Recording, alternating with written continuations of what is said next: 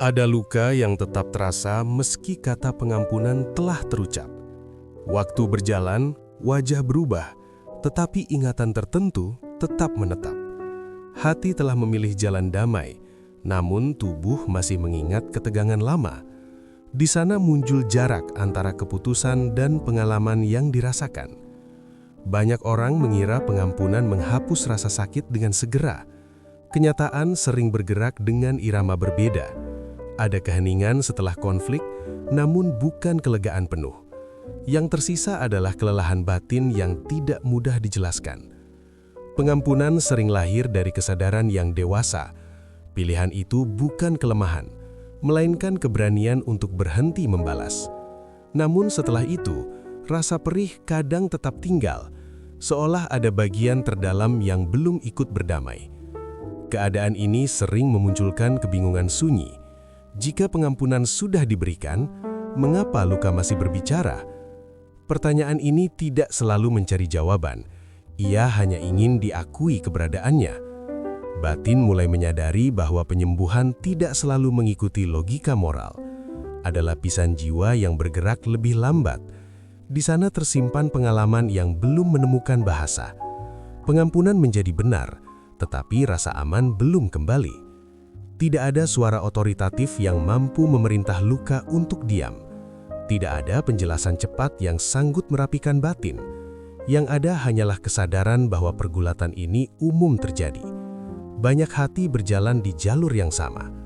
Di titik ini, harapan akan kepastian mulai ditanggalkan. Pengampunan tidak lagi dipakai sebagai alat penutup.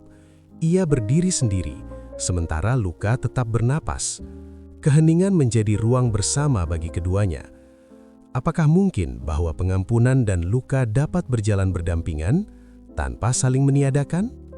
Marilah membuka dengan tenang pada kitab Kejadian 50 ayat 20. Memang kamu telah mereka-rekakan yang jahat terhadap aku, tetapi Allah telah mereka-rekakannya untuk kebaikan, dengan maksud melakukan seperti yang terjadi sekarang ini, yakni memelihara hidup suatu bangsa yang besar. Ayat ini muncul di akhir kisah panjang yang penuh pengkhianatan, ketakutan, dan jarak keluarga. Kata-kata tersebut diucapkan setelah waktu berlalu, bukan di tengah luka yang masih segar. Suasana saat itu membawa ingatan panjang tentang perjalanan yang tidak singkat. Luka yang lahir dari pengkhianatan memiliki daya tahan yang panjang. Dalam kisah ini, luka tidak datang dari orang asing. Ia berasal dari saudara, dari lingkaran yang seharusnya aman. Kepercayaan yang rusak meninggalkan bekas yang tidak mudah hilang. Perjalanan hidup tokoh ini dipenuhi perubahan drastis. Dari anak yang disukai menjadi orang yang disingkirkan. Dari kebebasan menuju keterikatan dan ketidakpastian. Setiap tahap membawa tekanan baru yang membentuk batin secara perlahan. Kisah ini tidak menggambarkan pemulihan yang instan. Tahun-tahun berlalu sebelum pertemuan kembali terjadi. Selama itu luka bekerja dalam diam. Ia membentuk cara melihat dunia, cara menilai orang lain, dan cara bertahan. Ketika pengampunan akhirnya diucapkan, ia lahir dari posisi yang berbeda. Situasi telah berubah, kuasa telah berpindah. Namun perubahan keadaan tidak serta-merta menghapus sejarah batin. Ingatan tetap menyimpan detail yang tidak diundang. Pengampunan di sini tidak digambarkan sebagai perasaan hangat. Ia tampil sebagai keputusan yang lahir dari pemahaman yang luas. Ada pengakuan bahwa niat jahat pernah ada. Ada kejujuran tentang apa yang terjadi. Namun kejujuran itu tidak meniadakan luka. Justru ia mengakuinya dengan tenang. Luka diakui sebagai bagian dari kisah, bukan kesalahan ingatan. Dengan demikian, pengampunan tidak menjadi penyangkalan. Narasi ini menunjukkan bahwa makna sering datang belakangan. Saat peristiwa terjadi, tidak ada penjelasan yang menenangkan. Yang ada hanyalah bertahan, hari demi hari. Makna muncul setelah jarak waktu memberi ruang bernapas.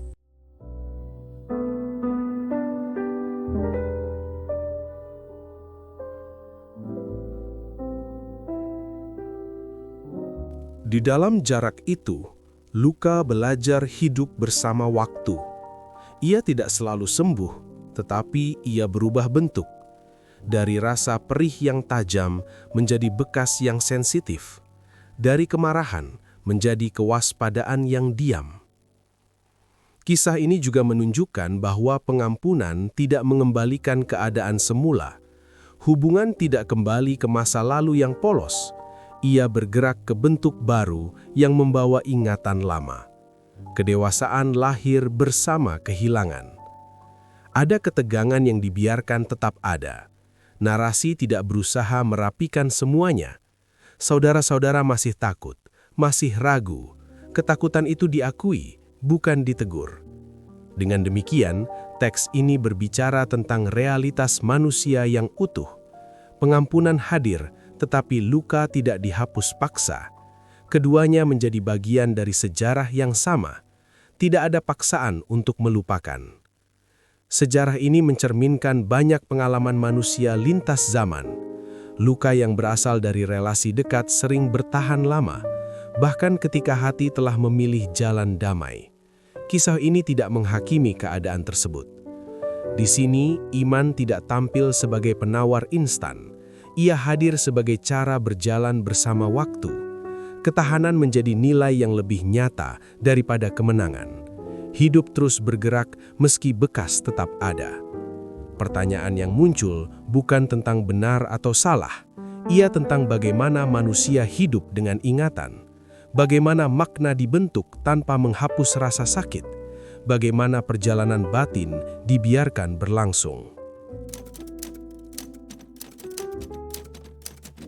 Dalam kehidupan masa kini, pola yang sama sering muncul. Relasi meninggalkan jejak yang tidak selalu terlihat. Kata-kata yang melukai mungkin telah dimaafkan, namun tubuh dan emosi menyimpan ceritanya sendiri. Banyak orang hidup dengan kesadaran ganda. Di satu sisi, ada keputusan untuk tidak menyimpan dendam. Di sisi lain, ada kewaspadaan yang muncul tanpa disadari. Ini bukan kegagalan moral, melainkan respons manusiawi. Dunia modern sering menuntut kecepatan pemulihan. Luka diharapkan selesai setelah satu pernyataan. Namun batin memiliki ritmenya sendiri. Ia tidak tunduk pada jadwal sosial. Teknologi mempercepat komunikasi, tetapi tidak selalu mempercepat penyembuhan. Pesan dapat dikirim, klarifikasi dapat dibuat, namun rasa aman membutuhkan waktu yang tidak bisa dipercepat. Keheningan sering lebih jujur daripada penjelasan. Dalam ruang ini, iman tampil sebagai ketahanan sunyi, bukan sebagai kontrol atas emosi, melainkan kesediaan berjalan bersama proses. Tidak ada tuntutan untuk merasa lebih baik, yang ada hanyalah kehadiran yang setia. Pengalaman ini tidak meminta penilaian, ia hanya meminta pengakuan bahwa luka dapat tetap ada tanpa membatalkan pengampunan, bahwa perjalanan batin tidak selalu rapi. Kesadaran ini sering terasa menggantung. Tidak ada penutup yang jelas, namun justru di sana kejujuran menemukan tempatnya. Hidup dilihat apa adanya. Dalam kisah yang telah dibaca, respons yang muncul bersifat historis. Pengampunan diberikan dalam konteks tertentu. Ia cukup untuk saat itu. Tidak ada klaim bahwa segalanya telah pulih sempurna. Yang terjadi adalah kelanjutan hidup. Keluarga itu tetap berjalan bersama sejarahnya. Luka tidak disangkal, tetapi tidak lagi memimpin. Ia hadir sebagai ingatan, bukan sebagai pusat. Respons ini tidak diangkat menjadi pola universal. Ia tetap terikat pada waktu dan orang-orang tersebut. Cukup bagi mereka untuk melanjutkan hari, tidak lebih, tidak kurang.